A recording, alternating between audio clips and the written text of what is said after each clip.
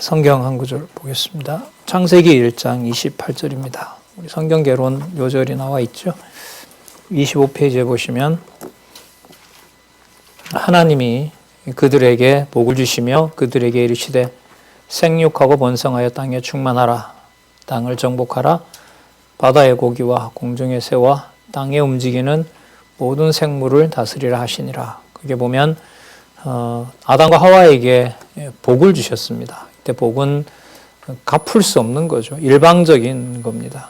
그리고 생육하고 번성하고 그 다음에 땅에 충만합니다. 그리고 그 땅을 정복하게 되는 거고요.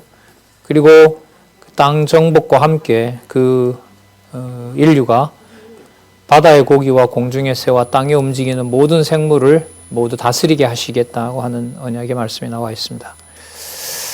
자, 이 창세기 요절이잖아요. 그 20페이지에 보시면 출애굽기 요절도 나와 있죠. 그 이 요절이라고 하는 것이 전체를 봐야만 가능한 거죠. 그럼 전체를 보려면 모든 내용들의 연결을 만들어 갈 수 있어야겠죠. 그래서 지난 시간에 했던 게 뭐냐면 15페이지에 구약과 신약, 이제 숫자로 좀 간단하게 말씀을 드리면 성경 전체의 주어는 뭐냐면 여호와예요. 여호와. 그래서 기독교에서 말하는 신의 이름이죠. 신의 이름이 바로 여호와라는 신입니다. 여호와입니다. 그리고 이 여호와께서 문장의 이제 주어가 되는 거예요. 문장 주어가 되죠. 성경과 연관을 시키면 이게 주어가 되고요. 그 다음에 그 주어와 관련해서 이 사이에 보면 많은 이제 역사적 사실이라든지 모든 그 내용들이 나옵니다. 그걸 객관적 사실을 가르쳐 주시죠. 그래서 이게 이제 내가 나를 이제 보여준다, 계시한다 이렇게 되죠. 그러니까 주어인 여호와께서 객관적 사실을 통해서 당신을 계시한다. 이게 바로 한 문장으로 이해할 수 있는 기독교 그 다음에 성경에 대한 주어라고 할 수가 있습니다. 주어이고 또한 서술어이고 이게 서술어죠. 주어 서술어가 없으면 말이 안 돼요. 그러니까 인간이 생각을 할 때도 주어와 서술어 구조로 얘기를 하지. 제가 여러분들한테 여기서 뭐 언약, 구약, 섭리, 하나님, 여호와, 뭐 언약, 성취 이렇게 낱말만 수백 마디 말을 그 1시간 동안 얘기를 하고 간다면은 여러분 아무런 것도 건질 수가 없고 혼돈스럽기만 하는 거예요. 그러면 그렇게 말을 해서는 안 되죠. 말을 하게 되면 주어가 있고 서술어가 있게 됩니다. 그런데 성경과 연관해서 보면 주어는 바로 여호와입니다. 여호와가 여러 주어가 많겠지만 그건 전부 객관적 사실을 얘기를 하는 거고요. 마지막에 서술 하나는 바로 여호와께서 당신을 계시한다, 보여준다 이 말이죠. 계시한다라는 말은 열개자인가요? 밝게 보여준다 이 말이죠. 밝게 보여준다. 이제까지 내용들을 바탕으로 해서요. 우리가 지난 시간에 살펴본 것은 이제 이 여호와께서 객관적 사실을 통하여 당신을 계시한다 이렇게 할 수 있는데 지난번에는 구약과 신약으로 살펴봤죠. 그게 제 1권과 제 2권의 관계였어요. 그러니까 이게 뭐냐 하면 객관적 사실이에요. 객관적 사실이에요. 이게 또 뭐냐 하면 2권이 또한 객관적 사실이에요. 물론 1권은 우리가 아는 대로 구약이고요. 이건 이제 신약이에요. 자, 이 객관적 사실이 바로 객관성이라고 할 수가 있겠죠. 이게 바로 객관성이고요. 이게 반드시 붙어야 돼요. 반드시 붙어야 돼요. 붙이게 되면 제1권과 2권 이렇게 붙이면은 그냥 두 가지일 뿐이에요. 두 가지가 연결이 된다는 말은, 붙는다는 말은 하나가 된다는 거예요. 그럼 하나가 되려면 어떻게 붙여야 되느냐 하면 1권임으로 이렇게 돼요. 그러니까 구약임으로 신약이다 이렇게 돼야 돼요. 그 두 개가 붙는 거예요. 그냥 과, 와, 뭐 이렇게 일곤과가 되죠. 과가 되죠. 이건 일곤과 이곤 이런다고 해서 이게 붙는 게 아니에요. 일곤임으로 이곤이다. 이렇게 붙어야 돼요. 왜 이곤이냐? 일곤임으로 이렇게 돼요. 그걸 여러분들 뭐라고 그랬냐면 절대성이라고 그랬어요. 절대성이라고 그랬어요. 그러니까 여러분들과 제가 그러므로라는 걸로 연관이 되어야 그게 연관이 되어야 이제 떨어지지 않고 하나가 된단 말이죠. 그걸 뭐라고 얘기를 하냐면 절대성이라고 얘기를 하는 거예요. 그런데 이 절대성이 창세기에서부터 이제 제1권도 붙고 제2권도 붙고 지난번에 또 1권 안에는 보면 또 뭐가 있다 그랬죠? 제1절이 있고요. 제1장이 있고요. 맞죠? 제1장이 있고 또 제2장이 있고 제3장이 있고 신약에도 보면 1장이 있고요. 2장이 있는 거예요. 자, 그 다음에 이걸 다 붙이게 되면 1장, 2장, 3장, 4장, 5장이 있는 거예요. 그러면 절대성은 뭐냐면 1장이므로 2장이고 2장이므로 3장이고 3장이므로 4장이고 3장이므로 4장이고 4장이므로 5장이다. 이렇게 돼야지 이제 모든 게 어느 하나를 뺄 수가 없어요. 왜냐하면 편의상 이게 4장이고 5장이라고 한다면은 4장이 되려면 반드시 몇 장이 있어야 돼요? 상식적으로 3장이 있어야 되는 거죠. 4라는 숫자가 오려면 무슨 숫자가 있어야 돼요? 당연하죠. 3이 있어야 되죠. 그러면 4가 왔다는 말은 반드시 뭐가 올 수 있는 가능성이 생겨요? 5장이 생기는 거예요. 그럼 이게 이제 창세기서부터 어디까지일까요? 끝까지 가면 창세기에서부터 요한계시록까지잖아요. 이게 전부 다 이제 연결이 돼야 되는 거죠. 제가 말씀드렸나요? 한 3,000가지 이상이에요. 성경에 나타나 있는 사건들은 제가 이렇게 헤아려 보니까 2,000에다가 밑에 3가지 사건이 있으니까 적어도 한 6,000가지? 그 정도의 사건들이 있단 말이에요. 그것들이 다 연관이 돼야 돼요. 자, 그럼 이게 처음부터, 그러니까 1부터, 그러니까 처음부터, 이게 이제 마지막이라고 할게요, 성경에. 처음부터 마지막까지 전부 연결이 되면, 여기서 어떤 일이 벌어지냐 하면은요, 이게 이렇게 서버려요, 이렇게. 무슨 뜻이냐 하면, 객관적으로 하나님께서 아브라함을 불렀다라는 객관적 사실이 있어요. 그 객관이라는 말은 우리 기준이 아니라 그랬죠. 하나님께서 아브라함을 불렀다라는 사실이 있는데 그 하나님이 아브라함을 불렀다라는 사실에서부터 모든 것을 연결하게 되면 결국은 이게 시간으로 보면 끝이 나는 거지만 단계로 보면 땅에서 어디로 올라가는 거죠? 하늘로 가는 거예요. 하늘로 가는 거예요. 그 비유를 많이 쓰는데 그 야곱이 에서가 죽이려고 하니까 도망을 가죠. 도망을 가다가 그 돌베개를 베고자 하는데 하나님께서 너를 꼭 보호해서 가나안 땅으로 돌아오게 하겠다는 약속을 해주세요. 그때 이제 뭘 보여주죠? 머리 위에 사닥다리가 있어서 천사들이 땅하고 하늘하고 연결시키는 걸 보여줘요. 예? 그러면은 그게 바로 뭐냐면 지금은 도망가는 신세가 되지만 반드시 하늘에서 하나님께서 언약하신 대로 이루시겠다. 그러니까 네가 도망을 가더라도 천사들이 오르락내리락 하는 것처럼 하나님께서 다 관리하고 계신다. 너를 버린 게 아니다. 이제 그걸 보여주는 거거든요. 자, 그러면 처음서부터 끝까지 모든 게 연결이 되게 되면 이 객관적 사실이 성경은 하나님 기준으로 되어 있기 때문에 연결이 붙으면서 종횡으로 창세기 다음에 출애굽기 이렇게 해서 계시록까지 공부해 가게 되면 효과가 어떤 효과가 생기냐 하면 땅에 속한 사실을 읽는데 그것이 어디에 속한 내용으로 우리를 안내해줘요? 하늘에 속한 얘기로 안내를 해주게 돼 있어요, 성경은. 자, 그러니까 이걸 객관성과 절대성은 꼭 연결시키는 거라 그랬죠. 연결을 시키게 되면 이거는 바로 뭐하고 연관이 되냐 하면 영원성인 거예요.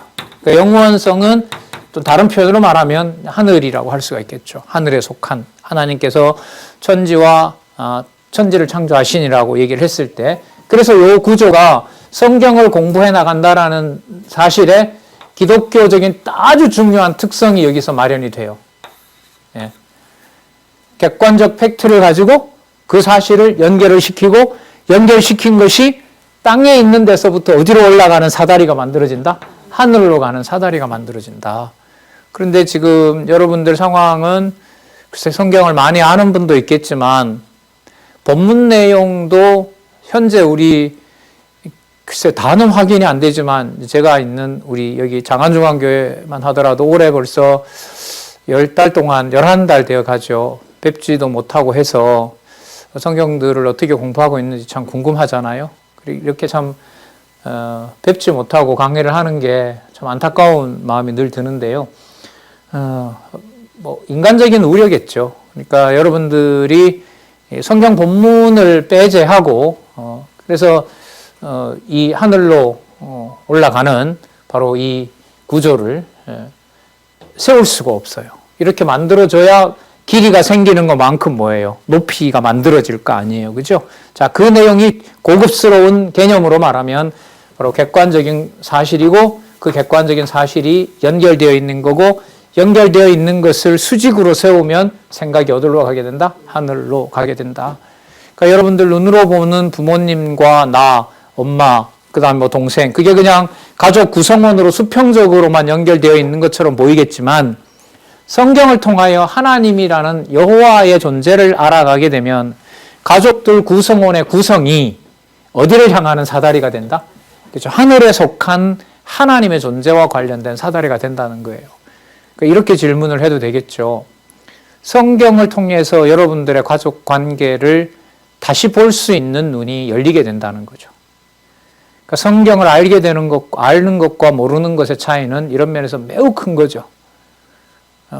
우리가 성경을 보게 되면 반드시 하나님께서 세상을 만드시고 창조하시고, 우리 언약과 성취 여러분 섭리도 보셨는지 모르겠지만 하나님께서 최종적으로 심판하신단 말이죠. 그러니까 여호와는 창조주이시고 심판주이시란 말이에요. 그러면 창조 전에는 계시기 때문에 창조하시는 거고요. 세상이 끝이 난다 해도 당연히 하나님께서는 존재하고 계신 거죠. 뭐 너무 분명한 거니까요.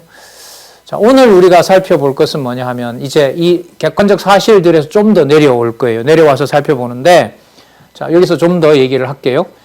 그러니까 하늘에 속한 하나님의 존재를 알게 되는 것을 성경이 보여주려면, 성경은 아까 6,000가지라 그랬나요? 그 6,000가지, 제가 보니까 1,200여 가지가 되니까 3,000여 가지, 3,000가지 이상에 나타난 그 모든 사건들이 어떤 사건이라도 모두 다 항상 누구의 존재와 관계가 되어야 되냐 하면, 여호와라는 신과 관계가 돼야 돼요. 자, 그런 면에서 이걸 뭐라고 말하냐면 이 성경이 충족스러워야 돼요. 충족성은 무슨 문제라 그랬냐면 목적이에요. 그러니까 하늘로 안내해주는 이 다리가 어떤 것은 맞고 어떤 것은 맞지 않고 이러면 안 돼요. 그러면 뭐가 없어요? 충족성이 없는 거예요. 꽉 차 있지 않는 거죠. 여러분 요즘 감이 많은데 저도 고향에서 이렇게 감을 받아서 먹는데 보면 처음에는 전부 너무 이쁘고 한데 만약에 그걸 그냥 방치해주게 되면 결국은 그게 전부 다 어떻게 되는 거죠? 썩게 되는 거잖아요. 그러면 그런 것처럼 어떤 것은 쓸만하고 어떤 것은 쓸모없게 되고 그렇게 되면 성경이 될 수가 없는 거예요. 모두가 다 완벽해야 돼요. 좀 비유로 말하자면 썩어가는 감은 버려야 되는 거지만 쓸모없는 것처럼 보이는 사건들도 성경이 뭐 한 거라면 충족한 거라면 그게 불완전한 게 없어야 되는 거예요. 전부 다 그 자리에 그렇게 있는 거예요. 이게 바로 충족성이고 그걸 뭐가 결정을 해주냐 하면 목적이 뚜렷하도록 해줘야 되는 거예요. 논리학 얘기를 하나 하면은요. 원리학인데 이건 뭐 이야기인 거예요. 왜 공항에 가면 경찰들이 데리고 다니는 그 특수견 있잖아요. 그 개들이 뭘 찾아내죠? 마약, 그 다음에 폭발물, 뭐 그런 걸 이제 훈련을 시키거든요. 근데 그 개들을 훈련시킬 때 어떻게 훈련을 시키냐 하면, 여러분, 그 삼겹살이나 아니면은 그 생선 같은 거 훈제 살짝 해놓으면 냄새가 끝내주잖아요. 그러니까 그걸 그 개를 훈련시킬 때 곳곳에다가 숨겨놔요. 여기도 그리고 교관이 저쪽에서 부르는 거예요. 그럼 이제 개가 가다가 보면 냄새를 잘 맡으니까 목적은 어디냐 하면 저기 교관이 여기 가지 말고 여기 오고 손짓 따라서 가야 되는 거예요. 손짓하면 개가 거기 달려가서 코를 대잖아요. 딱 가는데 어떤 사람이 빨간 가방을 가지고 가는 거예요. 그러면 야, 탁 하면 그 빨간 가방에 가서 코를 대고 바로 맞는 거죠. 그러니까 무슨 냄새만? 마약 냄새만 맡아야 되는 거예요. 쉽게 말하면 폭발물과 관련된 것들, 화약 냄새 같은 거, 그걸 맡아야 되는 거예요. 근데 그 훈련을 어떻게 시키냐 하면 여기에다가 이제 그 삼겹살 살짝 익힌 거 갖다 놓고 저기에다가는 생선, 그 정어리 같은 거 많죠. 그리고 기름 많이 이렇게 묻어놓고 저쪽에는 또 맛있는 거 묻어놓고 그리고 거기서 훈련을 시켜요. 그러니까 처음에 걔는 교관이 오라는 대로 안 가고 어디로 갈까요? 그때 냄새 나는 걸 먹으러 가죠. 그러니까 냄새 나는 것들이 그 개가 그 특수견이 뭘 하지 못하도록 마약이나 화약을 탐지하지 못하도록 방해하는 거죠. 방해한단 말이에요. 그 상황에서 방해받지 않고 그 인천 에어포트에 왔으면 그 경찰의 손에 붙들려 있으면 다른 어떤 냄새 나는 것들을 다 빼버리고 무슨 냄새? 마약 냄새. 그걸 딱 찾도록 뭐 하냐면 훈련하는 거예요. 쉽게 말하면 충족하다라는 말은 뭐냐면 온갖 유혹할 것이 많은 정보인데 거기에서 뭐가 흐려지지 않는 거죠? 목적이 흐려지지 않는 거예요. 그럼 성경은 선생님 처음서부터 끝까지 3,000가지나 되는 사건들이 전부 그렇게 연결이 되어 있습니까? 연결이 되어 있다는 거죠. 그런데 중간에 그 수천 가지 되는 사건들이 안내를 제대로 하지 않게 되면 그것에 뭐 하게 된다는 거죠? 유혹을 당하게 된다는 거예요. 그래서 세상에는 성경을 가지고 자기 욕심대로 쓰는 사람이 굉장히 많아요. 근래에 봤던 작년에 우리 코로나 관련해서 몇천 명 나올 때 그 신천지라든지 또 여러 한국 교회는 많은 이단들이 있어요. 나중에 한국 교회에서 한번 꼭 할 텐데요. 한국 교회사에 이런 이단들이 생기면서 한국 교회가 그때마다 휘청한 적이 있어요. 결국 말씀이 아니면 안 된다라는 사실을 가르쳐준 저희 나라 교회 역사에도 있거든요. 그건 나중에 가서 이제 살펴보도록 하고요. 그래서 이 목적과 관련해서는 충족성과 관련해서는 반드시 모든 수천 건의 사건이 한 직선으로 붙어야 돼요. 거기서 조금만 곁나가게 되면 여호와 하나님에게 도달할 수가 없어요. 그래서 여러분 선배들의 바람이 뭐냐면 바로 한 길로 오직 그 길로 안내하도록 빠른 시간에 자, 그 목적을 가지고 있는 거예요. 그 다음에 그 모든 것들이 한 목적을 향하여 그 초점을 맞춰서 가는 것처럼 그렇게 됐을 때 완전성이 생겨요. 완전성은 뭐냐 하면 그야말로 그 완벽하다 좀 다른 뭐 어떤 낱말들이 없을까요? 정확하다. 예. 정확하다. 그러니까 뭐가 흐려지게 되면 불안하게 되고 정확하지 않게 될까요? 목적이 분명하지 않게 되면 그렇게 되는 거예요. 그리고 그 완전하다라는 말은 어느 상황이더라도 그것은 그 방향으로 갈 수 있도록 안내를 해줘요. 그런데 이건 나중에 이제 성경의 실제 내용에 들어가서 보면 알겠지만은 우리 눈으로 봤을 때는 굉장히 불완전한 게 많아요. 예를 들면 이런 게 무슨 성경이지? 이렇게 얘기할 정도로 그런 부분들이 많이 나타나게 됩니다. 근데 그런 것이 우리 기준에서 보면 그렇지만 하나님 기준에서 봤을 때는 하나님 존재를 찾아가는 데서는 그렇지 않다는 얘기예요. 무서운 얘기도 많이 나오고요. 잔인한 얘기도 많이 나오고요. 야, 이런 분이 신이었나 이런 얘기도 많이 나옵니다. 그런 것들이 결국은 어떤 거냐 하면 저렇게 해서는 여호와를 못 찾는구나. 그렇게 해서 여호와를 찾지 못하게 하면 저것은 어떤 것이 아니다? 정확한 것도 아니고 그거는 완전하지도 않다 이렇게 되는 거죠. 그러면 정확하고 충족된 목적을 향하여 가는 것이 분명하고 어떤 경우에라도 정확하게 그곳에 배치될 것이 그렇게 배치되어 있고 자 그렇게 된다면 이것은 아까 얘기대로 무슨 냄새가 이렇게 홀린다 하더라도 자기가 정한 곳까지 흔들리지 않고 뭐 할 수 있어요. 곧장 갈 수 있는 거죠. 그걸 뭐라고 말하냐면 불변성이라고 그래요. 쉽게 말하면 흔들리지 않는 거죠. 흔들리죠. 좌왕우왕하지 않게 된다는 겁니다. 자, 이 일을 통해서 여러분들의 생각과 이제 제 생각과 이제 사람의 어떤 기준을 놓고 헤매는 것이 아니라 그걸 뛰어넘게 되는 거예요. 그걸 성경에서는 뭐라고 하냐면 새로 태어난다라고 얘기를 해요. 중생한다고 얘기를 하죠. 그러니까 성경은 새로 태어나게 만들어주는 거예요. 인간의 세상으로 인간이 만든 어떤 관점으로 세상을 볼 수 없게 해요. 안 보여요. 안 보이게 되어 있어요. 그 다음에 그렇기 때문에 이렇게 돼요. 그야말로. 그렇기 때문에 뭐냐 하면 믿음이 생기게 돼요.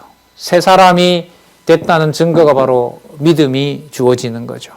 이 믿음은 전적으로 여호와 하나님께서 주시는 거고요. 그리고 이 믿음은 성경에서 뭐라고 얘기를 하냐면 영생이라고 얘기를 해요. 그러면 처음에 얘기했던 땅에서 하늘로 간다라고 하는 것이 자 성경 내용을 연결시킨 내용을 차원을 지상에서 위로 보게 되면 영원성을 지향하는 거고요. 그 내용은 성경의 내용이 처음서부터 끝까지 모든 것이 하나의 목적을 향해서 가야 되는 거고요. 그 다음에 그 목적이 선명하기 때문에 어떤 것도 불완전한 것이 없다는 거죠. 이해할 수 없어도 완벽한 거라는 거예요. 자, 그 다음에 그 내용을 통해서 어떤 경우에든지 간에 생각에 흔들리지 않게 한다라는 거예요.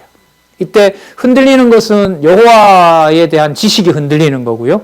흔들리지 않는다는 말은 쉽게 말하면 내 인생은 흔들릴지는 몰라도 남들이 봤을 때 내 인생은 흔들리지 몰라도 누구를 아는 지식은 여호와를 아는 지식은 흔들릴 수가 없는 거예요. 자, 그러면 내가 어떤 인간으로 다시 태어나는 거냐? 자, 태어나서 어떤 과정이냐?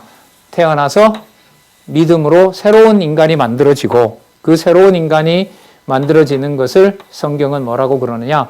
이 땅에 있지만 비록 이 땅에 있지만 어디를 향하여 가는 하늘에 속한 여러분들과 제 출생 성분이 밝혀지는 거예요. 이런 관점에서 뭘 보냐 하면 성경의 팩트들을 보는 거예요.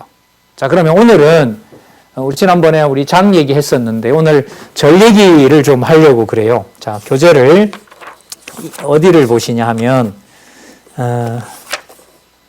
69페이지를 한번 볼까요?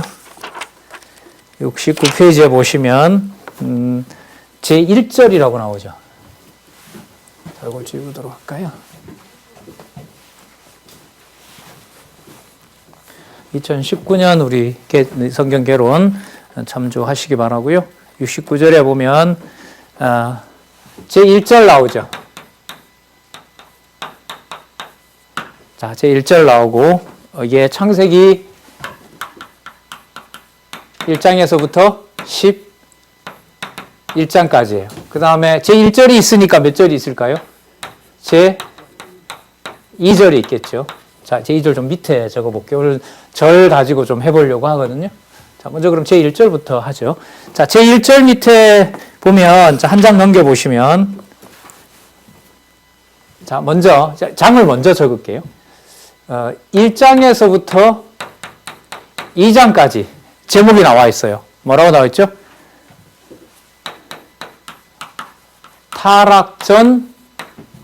타락전 시조언약.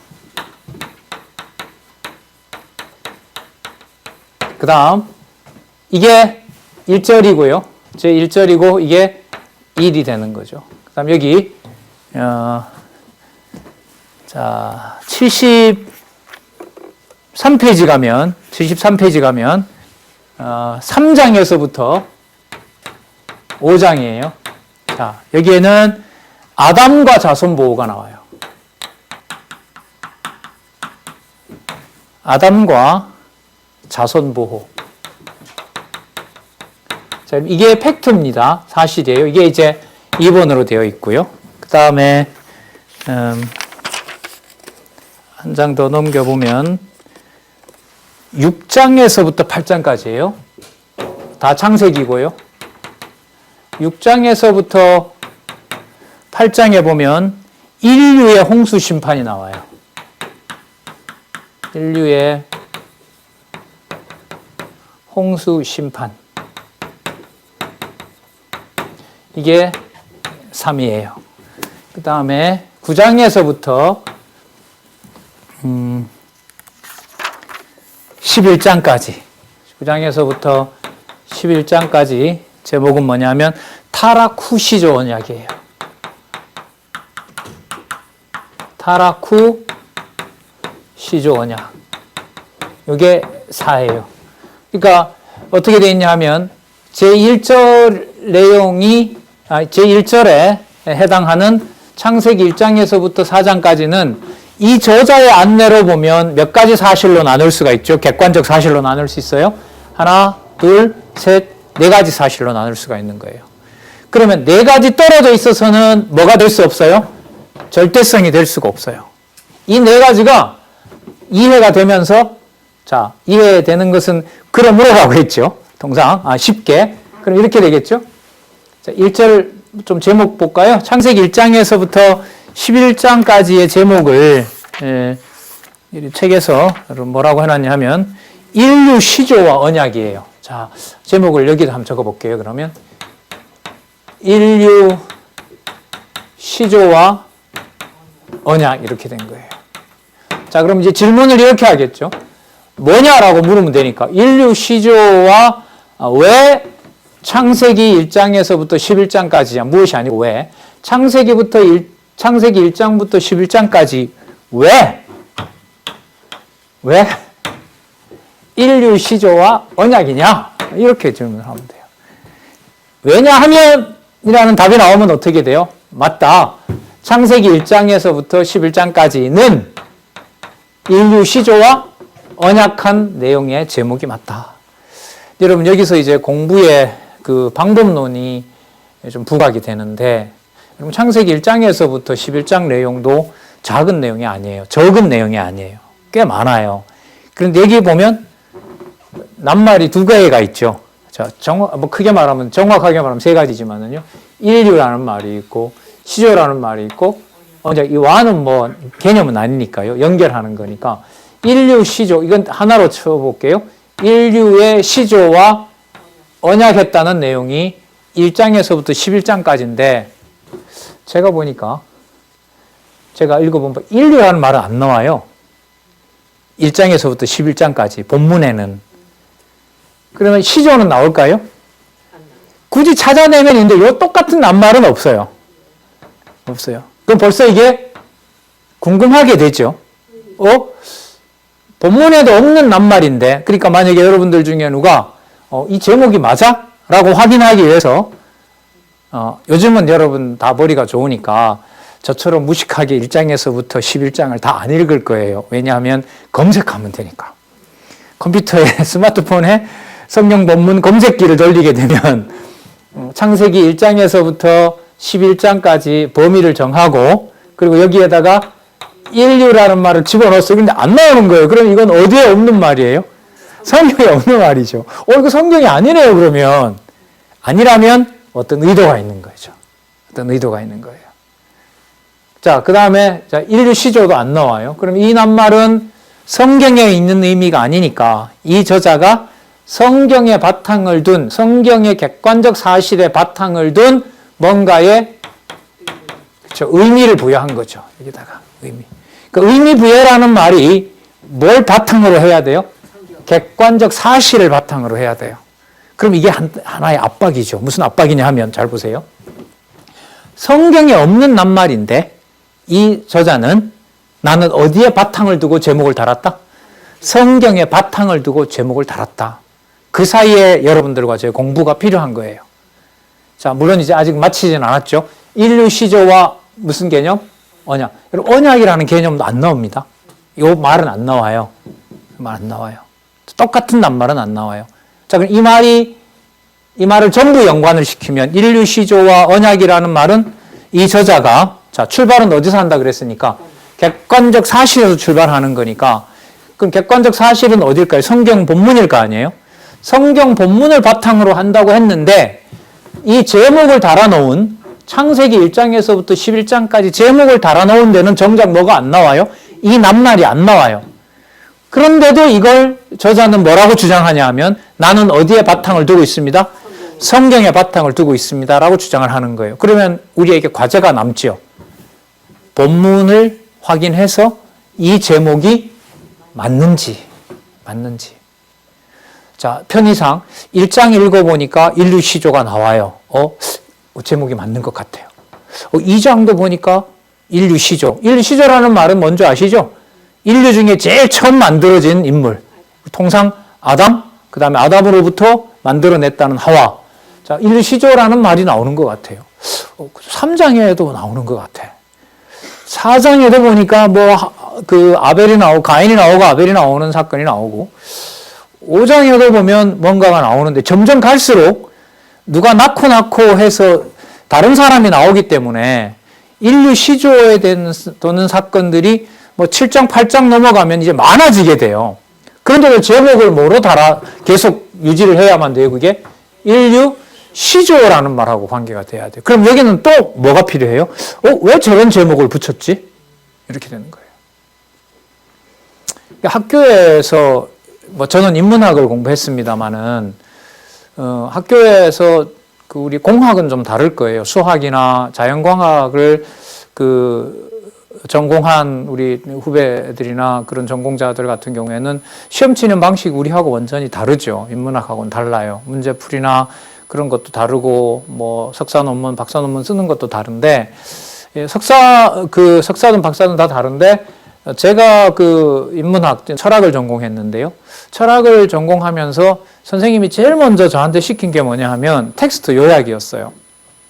저는 독일 철학을 전공을 했는데 당시에는 번역도 좋지도 않고 그렇게 해서 칸트다 또 이런 독일 철학자들을 정리를 하는데 그렇게 어렵더라고요. 무슨 말인지도 잘 모르겠고 무슨 상황을 그려주고 있는지도 잘 모르겠어요. 그래서 시험을 뭐로 치냐 하면 그 텍스트에 담겨 있는 의미를 중심으로 거기에서 이런 문제와 관계해서 설명을 해라. 이렇게 설명을 해요. 예를 들면 신이 존재하지 않는다라는 내용의 어떤 텍스트가 있어요.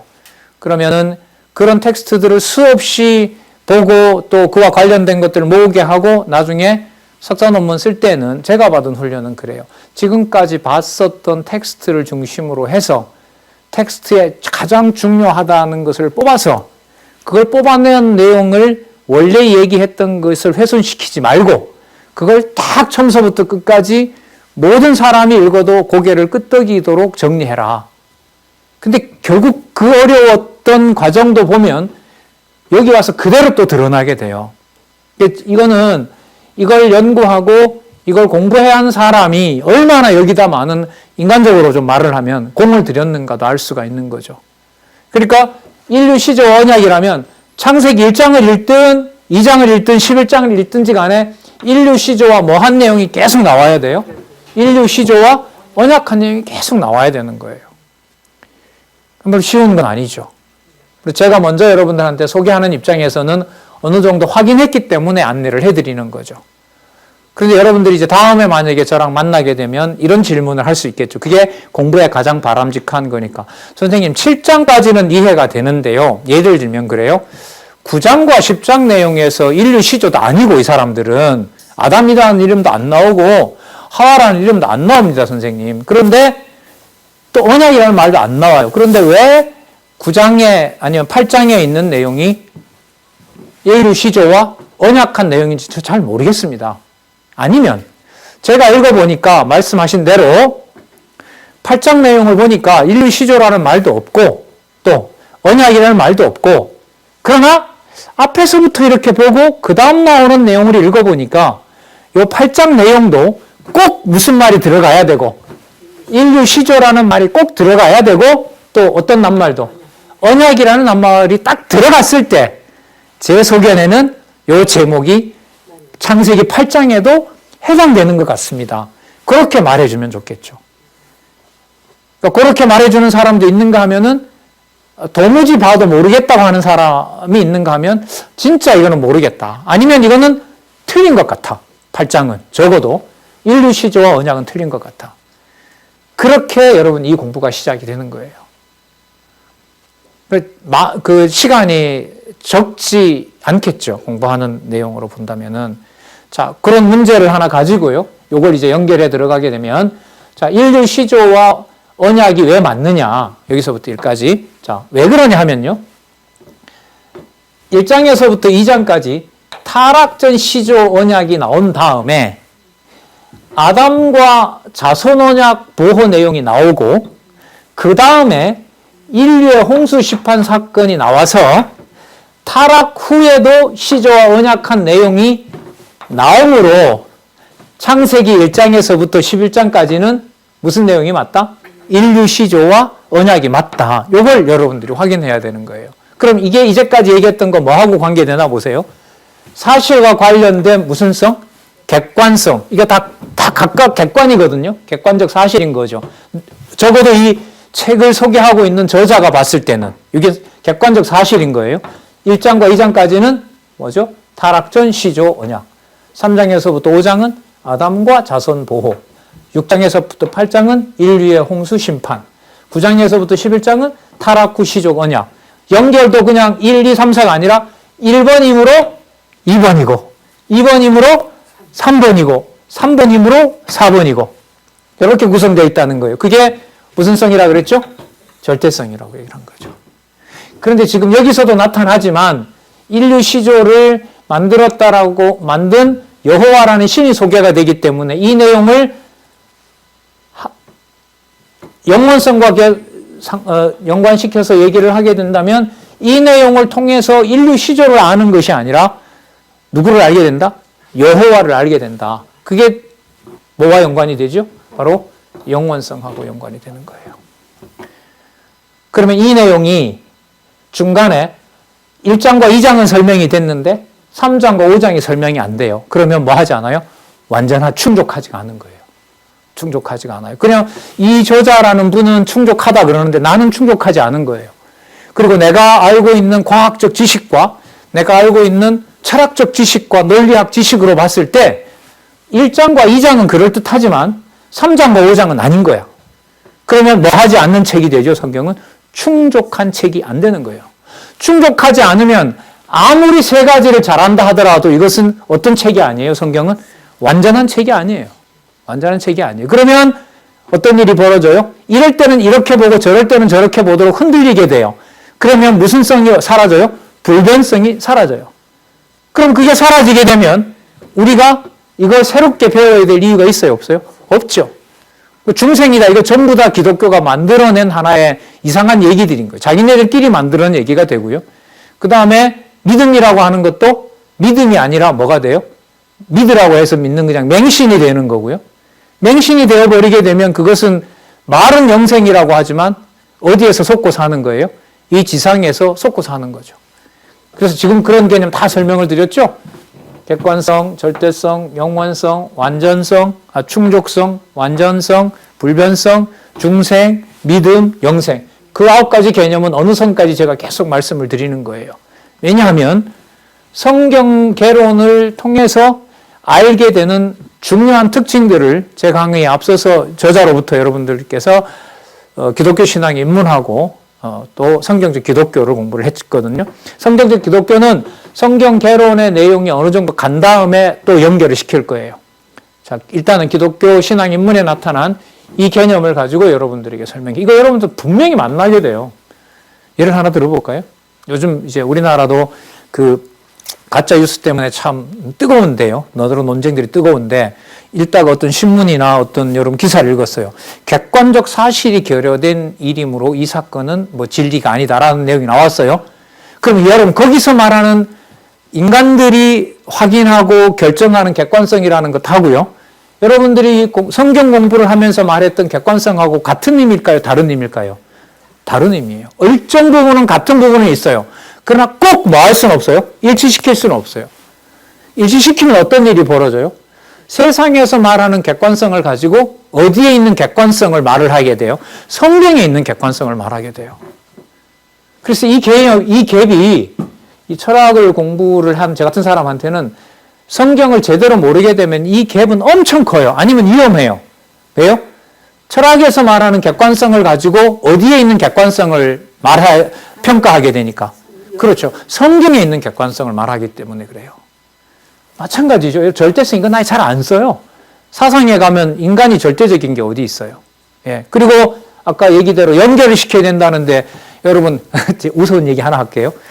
저는 이 성경 개론을 통해서 1장이므로 1번이므로 2번이고 2번이므로 3번이고 3번이므로 4번이고 창세기이므로 출애굽기고 이렇게 연결했잖아요. 제가 그러면 우습게 한번 해볼까요? 여러분 동양 철학에 보면 사서가 있죠. 사서가 뭐죠? 논어, 그 다음에 대학, 논어, 그 다음에 맹자, 그 다음에 또 뭐가 있죠? 중용, 그리고 대학, 뭐 이렇게 될 거예요. 어쨌든 뭐 경을 분류하기 나름이 있는데 그러면 제가 논어는 공자라는 사람이 썼다고 보통 하거든요. 나중에 썼는지 필사를 누가 받아 적은지 모르지만 제가 이렇게 말하면 아마 그 사람들도 웃긴다고 할 거예요. 동양 사상하는 사람. 공자이므로 맹자이고 우습죠. 맹자이므로 중용이고 중용이므로 대학이다. 저 웃긴다 저 인간. 왜 웃기냐 하면 공자와 맹자 사상은 완전히 객관성이 다르거든요. 그럼 서양에서 제가 배웠던 게 제가 니체를 전공했거든요. 니체 앞에 보면 칸트도 있고 헤겔도 있고 현대 철학자 같으면 이제 니체가 신이 죽었다고 했던 철학자가 있는 거예요. 그러면 제가 만약에 그 철학자들한테 막스이므로 니체이고 니체이므로 칸트부터 내려와야 되겠네요. 칸트이므로 막스이고 막스이므로 니체이고 니체이므로 그 심리학자 프로이드라는 사람이 있죠. 프로이트 이 전부 독일 철학자들이잖아요. 유명한 독일 철학자 심리학자들인데 그렇게 말하면 여러분 그 사람들은 틀림없이 대가이거나 저 사람은 모든 것을 다 아는 대가이거나 아니면 각각 전공한 사람들이 볼 때는 저거 미쳤다고 정신없는 살아고 있는 이렇게 할 거란 말이죠. 그런데 여러분 성경 공부에서 가장 중요한 요건이 여러분들 보시는 것처럼 뭐예요? 타락전 시조 언약이므로 뭐가 나오고 아담과 자손 보호가 나와야만 되고 이게 나왔다면은 반드시 그 다음에 뭐가 나와야 되고 인류의 홍수 심판이 나와야만 하고 인류 심판이 나왔으므로 뭐가 나올 수밖에 없다? 타락 후 시조 언약이 나올 수밖에 없다. 이게 여러분 뭐냐면 객관성이고 절대성이고 여호와와 관련된 영원성이고 거기에 해당되는 것이 해당되지 않는 것이 아무것도 없으니까 충족한 거고 충족한 것이므로 완전한 것이고 어떤 경우에라도 흔들리지 않는 불변성인 거고 그게 우리 머릿속에 들어오니까 새로 거듭나게 되고 믿음이 생기고 몸은 한 땅에 있지만 어디에 속한? 하늘에 속한 내 존재의 비밀을 알게 되죠. 철학이 왜 하냐 이러면 존재의 비밀을 알려는 거예요. 인간의 생각의 처음이 어디서부터 왔느냐 왜 인간이 말을 하게 됐느냐 말 속에다가 뭘 담느냐 왜 말은 이렇게 하면 안 되고 이렇게 해야 되느냐 자 그런 것들이 다루는 건데 이런 언어와 관련된 이런 정리를 보면 제일 민감한 거죠. 그러니까 저는 여러분들보다 조금 일찍 이제 성경신학을 만났는데요. 이 요약들을 보는 순간에 뭐라 그러죠? 가슴이 막 꽉 막히죠. 왜냐하면 질문 하나만 던지면 창세기 1장에서부터 11장에 이런 제목을 다는 게 맞나? 그럼 맞냐라는 걸 확인하려면 어디서부터 다 읽어와야 돼요? 1장에서부터 11장까지를 다 확인해야 되니까. 그러더라 이런 것 가지고는 내 양식은 안 되잖아요. 사실 여러분들에게 지금 이렇게 소개하는 게 여러분이 뭘 전공하는지는 제가 잘 모르겠습니다만은 참 많은 시간을 요하죠. 그러면 이걸 쓴 사람은 여러분들을 본인이 보냈던 60평생이라고 얘기를 하시는데요. 그 시간을 당연히 그만큼 하라는 게 아니겠죠. 그런 바람으로 한 건 아니겠죠. 그것보다 훨씬 더 시간을 줄여주고 여러분들에게 누구의 존재? 여호와의 존재를 알게 하는데 도움이 되도록 그 시간을 줄여준 거라고 할 수가 있겠죠. 자, 우리 시간 거의 다 됐는데요. 그래도 적어 놨으니까요. 요건 그래도 좀 설명을 하면서, 자, 이 시간이 끝나면 창세기부터 11장, 창세기 1장에서부터 11장까지 본문을 이 틀로서 읽어가면서 중요한 것은 선생님 맞네요라는 얘기가 나올 수도 있고요. 선생님 이건 어떻게 돼요? 그 질문을 던져주면 가장 좋은 게 되죠. 아직까지도 고마운 것은 이 저자인 여러분들 원로께서 계시고요. 충분히 또 의사소통을 할 수가 있고 아주 하나님이 이 땅에 계속 솔직히 두시진 않을 거 아니에요. 지금 얼마든지 여러분들하고 대화도 할 수 있고 또 우리 지금 비대면 영상으로도 우리 지금 하고 있잖아요. 그걸로 줌으로 얼마든지 요청하면 일정 시간에 이제까지 공부했던 것들을 가지고 줌으로 한번 신입반 영상 그 토론을 한번 하자면 얼마든지 받아줄 수 있는 거죠. 그러니까 그걸 위해서 우리는 한 1, 2분 남았는데요. 굳이 정리를 하자면 이렇게 되겠죠. 타락 전 시조 언약이다부터 시작해서 타락 후 시조 언약까지 모든 내용들은 아까 얘기 나왔었죠. 본문을 바탕으로 뭘 한 거다? 의미를 부여한 거다. 근데 의미의 완전성과 충족성은 어디로 향해 있다? 어떤 개념으로? 여호와라는 존재와 관계가 있다. 이게 일단 안내해드리는 기본 전제고요. 자, 여기 보시면 타락 전과 시조 언약을 했어요. 그러니까 타락 전에 시조와 뭘 하신 거죠? 언약을 했어요. 이 언약 내용이 뭐였냐면 아까 창세기 1장 28절이었어요. 생육하고 번성하고 땅에 충만하고 땅을 정복하고 다스리라고 하는 내용이었어요. 이게 바로 타락 전 시조 언약이었어요. 그런데 제가 접속사를 그런데 했죠. 그런데 무슨 일이 벌어지냐면 타락 전이 나왔으니까 이 다음에 뭐가 나온다는 걸까요? 타락이라는 게 나온다는 거예요. 자, 이 개념으로 보면 제가 공부하는 방식이에요. 이렇게 보면 그걸 여러분들에게 도움이 좀 되었으면 좋겠다는 마음에서 말씀을 드리는 거예요. 보이는 정보만 가지고 타락 전이었으니까 뭔가 타락이 일어난단 말이죠. 타락이 일어난 상태에서 아담과 자손을 이어주겠다는 뭘 해요? 보호를 해요. 그럼 언약이 뭐 한다는 거죠? 보호된다는 거죠. 무슨 사건이 들어와도 타락이 들어와도 일어나도 이렇게 되죠. 이것만 보면 그런 거예요. 저도 본문을 어쨌든 물론 알고 있으니까 모르는 척 하기는 좀 그렇죠. 그런 건 아니지만 이것만 보면 그러면 자손을 보호한다는 것은 뭐가 보호되는 거다? 언약이 보호. 이게 같이 들어와야 되는 거예요. 그러니까 6장과 8장으로 가게 되면 1장, 2장에서부터 5장까지가 들어온 상태에서 6, 8장으로 가는 거예요. 성경. 그러니까 앞에 내용을 모르면 성경 공부는 안 돼요. 그래서 이 강좌가 끝나면 본문을 꼭 읽어주기를 원하는 거예요. 읽다가 모르면 어머니, 아버지 보시는 강론집 보시면 돼요. 아니면 물어봐도 되고 시간 아끼려면. 안내해 줄 거예요. 틀림없이. 자, 그러면 아담과 타락 중에서도 아담과 자손을 이어준다는 보호를 했으니까 뭐가 생겨요? 인류가 생기는 거죠. 인류가 생겨요. 인류라는 게 여러분 한 사람을 말하는 게 아니잖아요. 모든 인류가 이렇게 말하잖아요. 그러니까 이거는 복수 개념인 거죠. 그럼 복수라는 말은 뭐가 일어나고 있는 거죠? 자손의 언약이 뭐 되고 있다? 보호되어서 그게 성취되고 있다는 의미하고 똑같은 거예요. 성취되고 있는데 여러분 여기 뭐가 나와요? 심판이 나와요. 그러면 자손 보호한 것이 유지된다는 거예요? 끊어진다는 거예요? 여기서 딱 끝나면 큰일 나는 거예요. 이건 이제. 무슨 제목이 다 틀려버려요? 인류 시조와 언약했다는 게 끝나는 거예요. 그러니까 여러분 공부가 재밌잖아요. 이 제목만 보더라도 저거 맞아? 사실이야? 하나님께서 마음만 준다면은 이 제목된 것에 여러분들이 아파 놀랄 일이 한두 가지가 아니라고 봅니다. 그런 시간과 여유가 이제 여러분 선생님들, 가정교회에 있는 여러분 부모님들, 선생님, 홈교사로부터 해서 많이 만나시기를 바라고요. 자, 여기서 끝나면 안 되는 거예요. 심판에서. 안 끝나게 된다면 타락을 했지만은 타락 후에도 심판에서 끝나는 것이 아니라 보호가 계속해서 뭐 해야 돼요? 이어져야 돼요. 보호가 이어져야 돼요. 그러니까 타락 후에도 시조와 뭐 할 수밖에 없어요? 언약할 수밖에 없다. 이렇게 돼야 돼요. 뭐 할 수밖에 없다는 요게 1절 내용이 1, 2, 3, 4니까요. 4에 가면 갈수록 뭐 해야만 한다는 것은 반드시 나와야 돼요. 타락 후에도 시조와 언약했기 때문에 창세기 1장에서부터 11장까지는 무슨 제목이 맞다? 인류 시조와 언약이라는 제목이 맞다. 이렇게 될 거예요.